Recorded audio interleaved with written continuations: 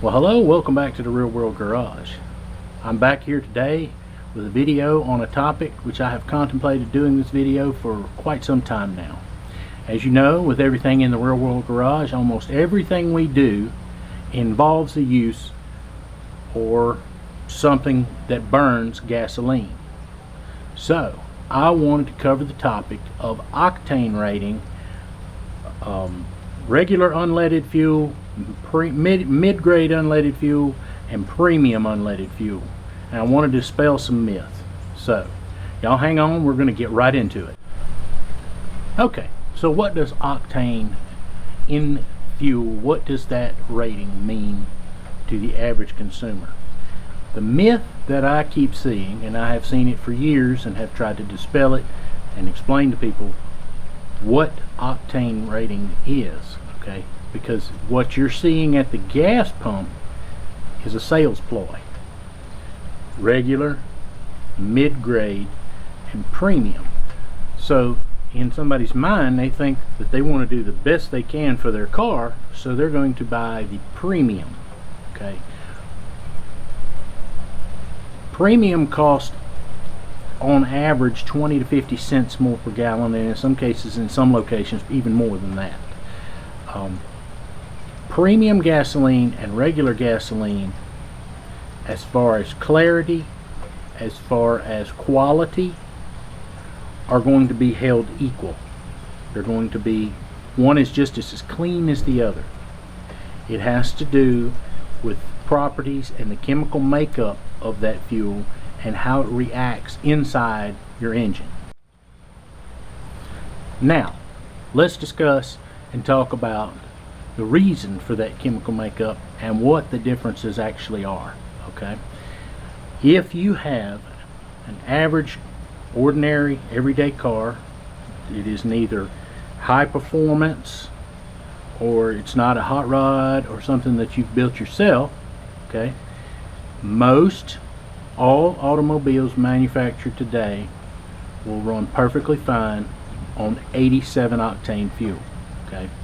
The reason for the different octane fuels is the higher the number, the more resistance it has to pre-detonation and spark knock, okay? Okay, now let's kind of just go over and discuss the chemical makeup of that fuel and why 87 will work in most vehicles, okay? I have a short little diagram, little picture. You can laugh if you want. I'm not an artist, but this is just a rudimentary cylinder, spark plug, intake, and exhaust, okay? The basic operations of a cylinder in your engine, okay? Now, as the piston begins to come up, it begins to compress and squeeze. You have fuel and air that come in and get drawn into the combustion chamber, okay? So you have fuel and air drawn into the combustion chamber, and as the piston comes to the top at just the right time, it sparks from right here on your spark plug and ignites this mixture and sends the piston back down in its travel, okay? And then your exhaust, of course, goes out. Now, if you have a vehicle that is pinging and knocking from spark knob, what's happening is, as the piston begins to come to the top and begins to compress and squeeze the fuel, it also begins to heat up. So what happens is as the fuel and air come into the cylinder, it will actually ignite, self-ignite on its own before the spark plug has a chance to even do what it's supposed to do. So at that point, what happens is it actually tries to force the piston back in the other direction, and that is what causes the spark knock, because it is igniting the fuel before its time, okay? Now, with that said, almost all engines are manufactured today around the world. Your average consumer vehicle, the ones we use to go back and forth to work in our daily transportation, they are designed to work on 87 octane gas. Yes, they can run and do run just fine on the 89 and the 91s and the 93s. They run fine on that. but you're going to pay an extra price for that gas. Here's the thing. Here's the common misconception that I see people talk about. What you end up with when you get to the gas pump is a marketing ploy. Okay, so what you see at the pump is regular, mid-grade, and premium. So in the average consumer's mind, they want to do what's best for their automobile. So they reach, they grab the handle, and they push that premium button. But they don't understand that they're paying a higher price for something that they probably don't even need. What you should do is grab your owner's manual. Okay, I marked in this book. This book is from a car I used to have, a 96 Camry, and I marked the page so we could go right to it. And in the 96 Camry, under fuel information, it talks about the 4-cylinder engine or the V6 engine, and this is a perfect example of what I was talking about as to which engine you have and how it's produced and how it's manufactured.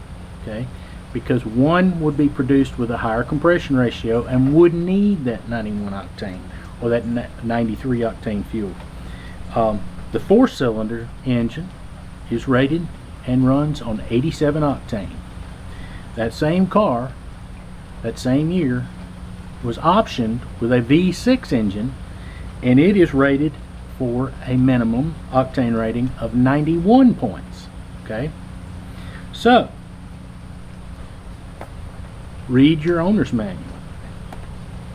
I also went and got an owner's manual from a vehicle that is about 20 years newer.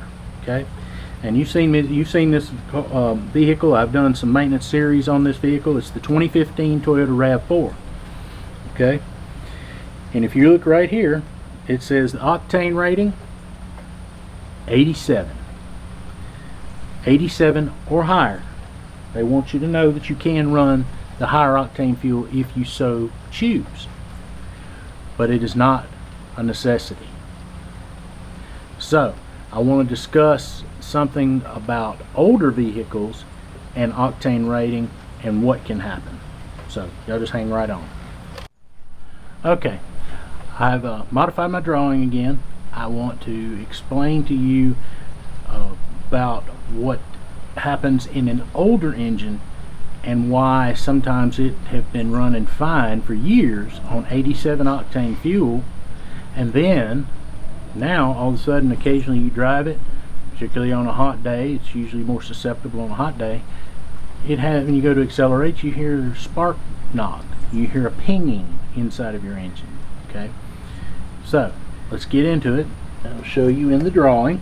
Hopefully I can make this make sense to you. Alright, with an older engine, over time you have accumulations that build up of carbon on the tops of your pistons. Also on the underside of the cylinder head, where your valves and the combustion chamber is, you will also end up with small amounts of carbon buildup. Okay, so you say, okay, what does that mean? All right, well, I'll tell you what that means. Okay, you know, we have talked about probably not enough, but about compression ratios. Okay, and how engines are designed to operate on a certain kind of fuel, and it's based on the compression ratio in the engine. Over a period of time, these accumulations have been made on the bottom of the head and the bottom of the cylinder. So what you have effectively done is you have taken up room on top of the piston and on the bottom of the head, and you have effectively raised the compression ratio, which means that the fuel, when it comes in and the piston comes up, will begin to self-ignite because the compression ratio is slightly higher than it once was. So at that point you would, yes, go to the 89 octane, and a lot of times that will cure your problem. You can also do a tuning option, you can slightly back up your timing, and that will also help change the and prevent the spark knock in an older engine. Okay, now like I said before, if you have and are driving a standard automobile the way it came from the factory, and you've done no modifications to it,